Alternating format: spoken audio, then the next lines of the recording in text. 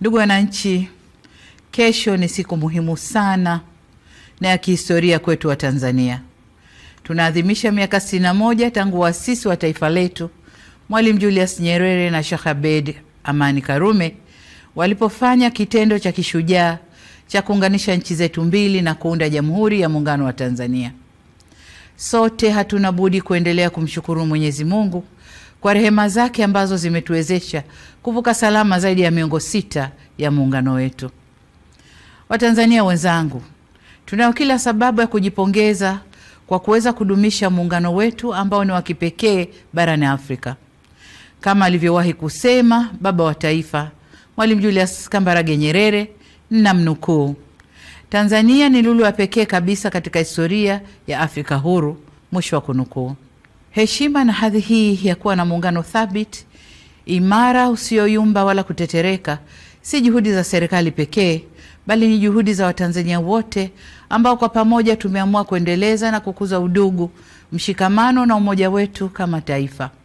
Kwa ujumla, tumeamua kulinda wakfu huu wa muungano tulioachiwa na wazee wetu.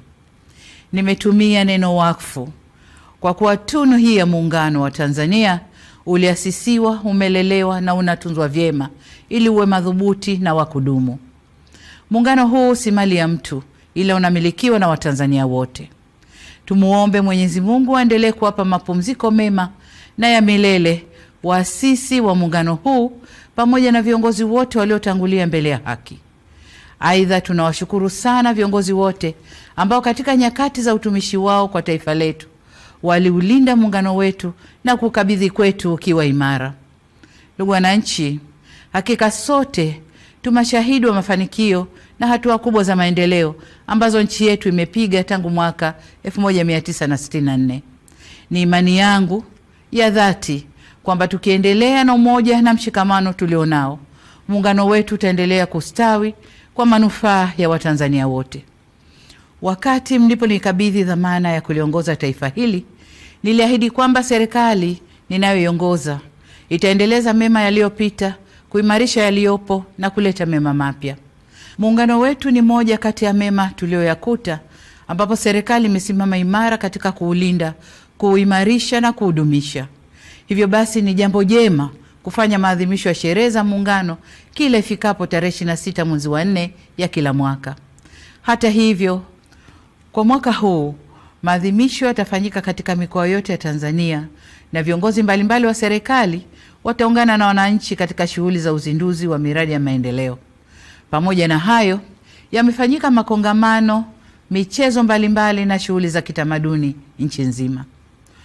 Kwa kuwa mwaka huu ni mwaka wa uchaguzi mkuu nchini kwetu, serikali imeamua kuyapa maadhimisho haya kauli mbiu isemayo miaka 61 ya Jamhuri ya Muungano wa Tanzania.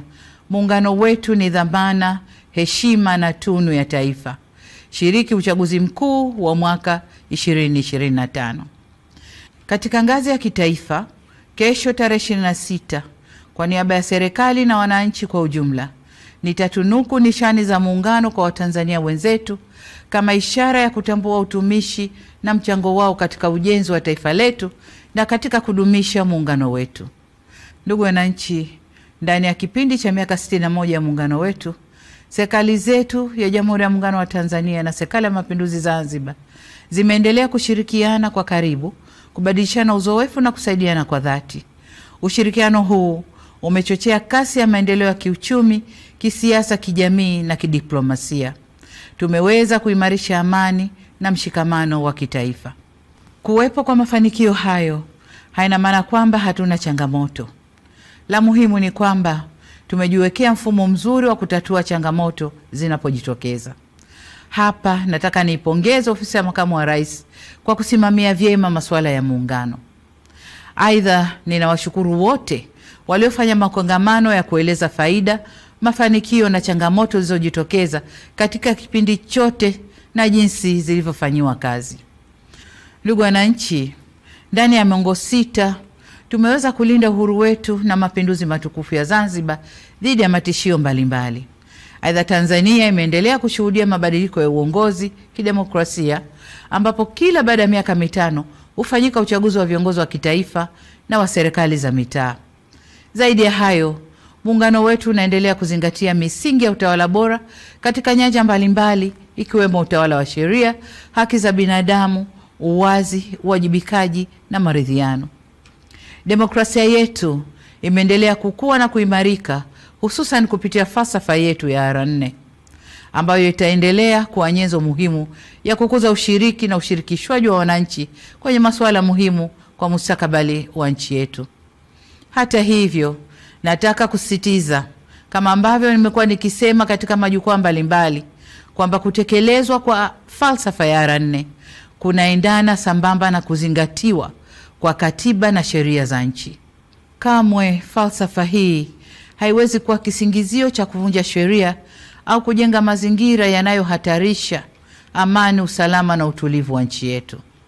Dola ya Jamhuri ya Muungano wa Tanzania inasimamiwa na mihimili mitatu ambayo ni serikali, bunge na mahakama.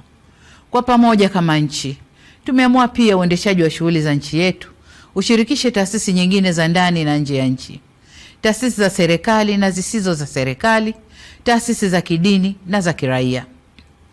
Shughuli zote zinazofanywa na taasisi hizi zinaongozwa kwa mujibu wa Katiba ya Jamhuri ya Muungano wa Tanzania, Katiba ya Zanzibar, sheria na kanuni zinazotungwa na miongozo na makubaliano mbalimbali ya kitaifa na kimataifa. Nyenzo hizi nilizozitaja zimeeleza masharti na mipaka ya kazi kwa taasisi mbalimbali zinazofanya shughuli zake hapa nchini.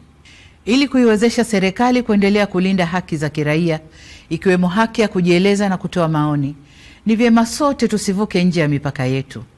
Tusisahau kwamba mfumo wa dola yetu ni kuongozana, kusimamiana na kuwajibishana. Ndugu wananchi, mwaka wa 61 wa muungano wetu umeangukia kwenye mwaka tunaokabiliwa na jambo kubwa la kidemokrasia nchini. Tutafanya uchaguzi wa kuwachagua rais wa Jamhuri ya Muungano wa Tanzania na rais wa Zanzibar na mwenyekiti wa Baraza la Mapinduzi, wabunge wa Bunge la Jamhuri ya Muungano wa Tanzania na wajumbe wa Baraza la Wawakilishi pamoja na madiwani. Ni matumaini yangu kuwa tutaendelea kudumisha sifa ya nchi yetu kuwa ni kitovu cha amani na nchi ya kidemokrasia iliyojengeka juu ya misingi ya uhuru na haki. Serikali imejipanga kuhakikisha kuwa mahitaji yote ya Tume Huru ya Taifa ya Uchaguzi yanapatikana kwa ukamilifu na kwa wakati. Aidha, tutafanya kila tuwezalo kuhakikisha kuwa uchaguzi unafanyika kwenye mazingira ya utulivu na amani katika kipindi chote cha matayarisho hadi wakati wa uchaguzi ili kuwa na uchaguzi huru na wa haki. Wito wangu kwenu wananchi, mjitokeze kwa wingi kushiriki katika mchakato mzima wa uchaguzi, kuanzia kujiandikisha kwenye daftari la kudumu la wapiga kura, kujitokeza kugombea na hadi kupiga kura. Niwatake viongozi, wanachama na wafuasi wa vyama vya siasa tuzingatie taratibu na sheria za nchi. Uchaguzi huu uwe ni fursa ya kuimarisha zaidi umoja na demokrasia yetu ili tupate viongozi bora na walio imara. Kamwe tusiruhusu uchaguzi huu kuwa chanzo cha migogoro, chuki, mivutano na uvunjifu wa amani ndani ya vyama, baina ya vyama au nchini kwa ujumla. Niseme kuwa hakuna aliye juu ya sheria na wote tunatakiwa kuendesha shughuli zetu za kisiasa tukizingatia kuwa amani na usalama wa nchi ndio kipaumbele cha kwanza. Ndugu wananchi, ninapohitimisha hotuba yangu, nataka niwakumbushe kwamba wajibu wa kulinda, kutetea na kudumisha muungano ni wa kila Mtanzania. Waasisi wetu Mwalimu Nyerere na Sheikh Karume waliakisi muungano kwa kauli na matendo yao. Nasi hatuna budi kudumisha tunu hii ya taifa letu kwa kuimarisha misingi ya udugu, uzalendo, amani, mshikamano na umoja wa kitaifa. Hizo ndizo nguzo zinazoleta umadhubuti na uimara wa muungano huu. Tuilinde misingi hii ili tuweze kufikia matamanio ya waasisi wa taifa letu ya kuwa na taifa moja lenye nguvu zaidi kiuchumi, kisiasa, kijamii na kidiplomasia. Kesho tunapofikia kilele cha maadhimisho ya miaka 61 ya muungano wetu katika mikoa na wilaya zetu zote za nchi nzima, nitumie fursa hii kukutakieni Watanzania wote maadhimisho mema ya miaka 61 ya muungano. Mungu ibariki Tanzania, Mungu aubariki muungano wetu. na asanteni sana kwa kunisikiliza.